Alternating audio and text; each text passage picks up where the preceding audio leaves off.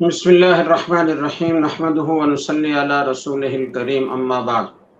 یہ بہت ہی افسوسناک بات ہے کہ ہماری ایک بہن اور ہماری بیٹی اتنے عرصے سے ظلم و ستم کا شکار ہے اور انتہائی غیر محفوظ ہیں، اور امریکہ جو انسانی حقوق کا علم بردار ہے اور جنہوں نے افغانستان سے جہازوں میں کتوں کو بٹھایا سیٹوں پر اور انسانوں کو لٹکتے چھوڑ دیا اور وہ وہاں سے گر کر ان کی جان گئی، تو ایسے ملک میں اگر کسی خاتون قیدی کو اتنا غیر محفوظ سمجھا جا رہا ہے کہ دوسرے قیدی اس پر حملہ کر رہے ہیں، تو یہ ایک تو امریکہ کی جو نام نہاد حقوق انسانی کا نعرہ ہے اور وہ اس کا سب سے بڑا علم بردار اپنے آپ کو کہلاتا ہے، اس کے لیے بڑے شرم کی اور افسوس کی بات ہے۔ اور دوسری طرف ہمارے پورے عالم اسلام کے جو حکمران ہیں اور جن کو اللہ تعالیٰ نے اتنی قوت اور طاقت دے رکھی ہے کہ وہ ایک خاتون کو جسے ایک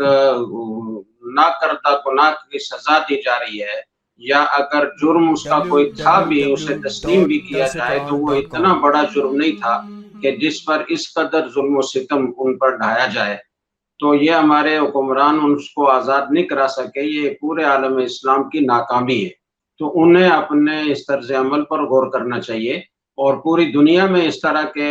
معاملات طے پاتے ہیں، قیدیوں کا تبادلہ ہوتا ہے، اور جیسے افغانستان پر پہلے حملہ ہوا تھا امریکہ کی طرف سے،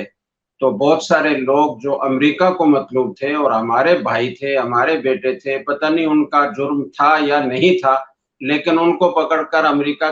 کے حوالے کیا جا سکتا ہے۔ تو ایک مظلوم خاتون جو اتنے عرصے سے ظلم سہ رہی ہے اور طرح طرح کی دقتیں برداشت کر رہی ہے، صعوبتیں برداشت کر رہی ہے، تو اسے وہاں سے چھڑانے کے لیے حکمران کردار کیوں نہیں ادا کر سکتے؟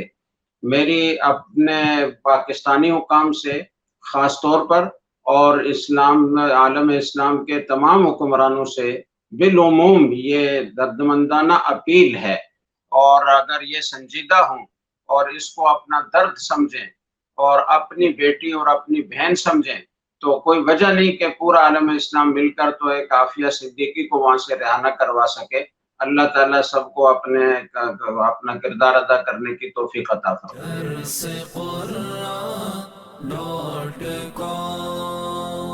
www.darsequran.com